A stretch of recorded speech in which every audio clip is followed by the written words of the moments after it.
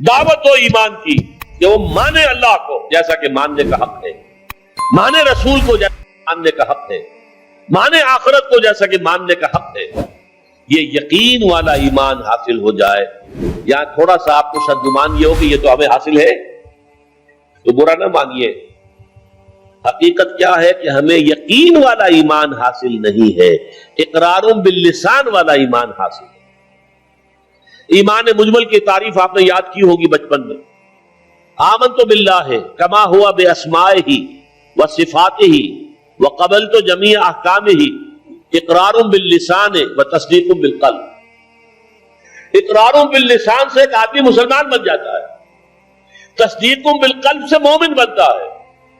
جب دل میں یقین بن جائے، اگر ہم اپنے گریبانوں میں جھانکیں وہ یقین نہیں ہے. کیا یقین ہے یہ قرآن اللہ کی کتاب ہے؟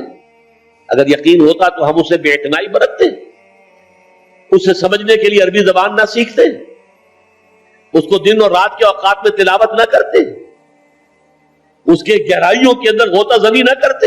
یقین اگر ہوتا، یقین نہیں ہے. یقین پیدا کرے ناداں یقین سے ہاتھ آتی ہے، وہ درویشی کے جس کے سامنے جھکتی ہے فقوری.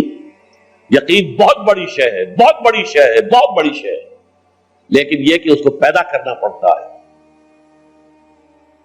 اور اس کا بمبا اور سرچشمہ یہ قرآن مجید. مولانا ظفر علی خان کا شعر ہے بڑا پیارا، وہ جنس نہیں ایمان جسے لے آئے دکانیں فلسفہ سے، ڈھونڈے سے عاقل کو یہ قرآن کے سپاروں. قرآن کے سپاروں میں غوطہ زنی کرو، تدبر کرو. افلا یتدبرون القرآن ام علی قلوب اقفالھا، تو دل میں یقین پیدا ہو. اچھا، اس یقین کی علامت کیا ہوگی کہ یقین پیدا ہو گیا ہے؟ یقین کی علامت عمل.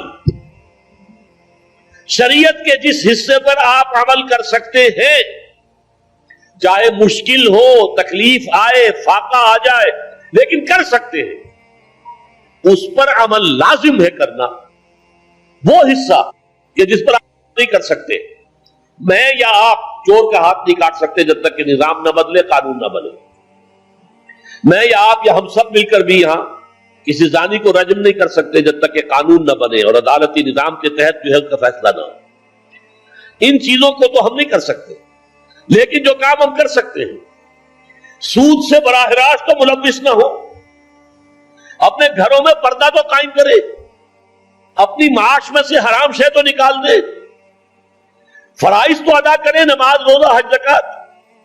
یعنی دین کے جس حکم پر ہم عمل کر سکتے ہو، چاہے اگر آپ شرعی پردہ نافذ کریں گے لوگ کہیں گے دقیانوسی ہیں، یہ اگلے وقتوں کے ہیں، یہ لوگ انہیں کچھ نہ کہو.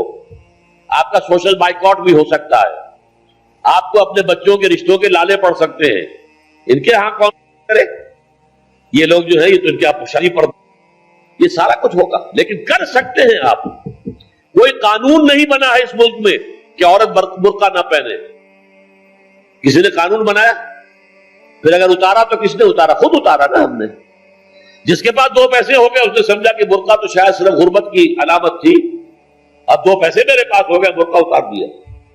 چادر آ گئی، پھر چادر اتری، دوپٹہ رہ گیا، پھر وہ دوپٹہ بھی صرف رسی بن کر گلے کے اندر پڑ گیا. اللہ اللہ خیر صلی اللہ. یہ سارا کچھ ہو رہا ہے کہ نہیں ہو رہا؟ یہ کون کر رہا ہے؟ ترکی کے اندر تو قانون کرایا گیا، یہاں تو کسی نے قانون نہیں کرایا، یہاں تو ہم خود کر رہے ہیں. تو پہلا مرحلہ جو ہے ایمان یقین والا، اس کا ثبوت یہ ہوگا کہ شریعت کے جن احکام پر عمل کیا جا سکتا ہے ان پر لازماً کیا جائے. اگر یہ بھی نہیں ہے تو گھر بیٹھیے، پھر اسلام کا نام نہ لیجئے، اسلام کے غلبے کی جد و جہد کا دعویٰ نہ کیجئے، اسلام کو بدنام نہ کیجئے.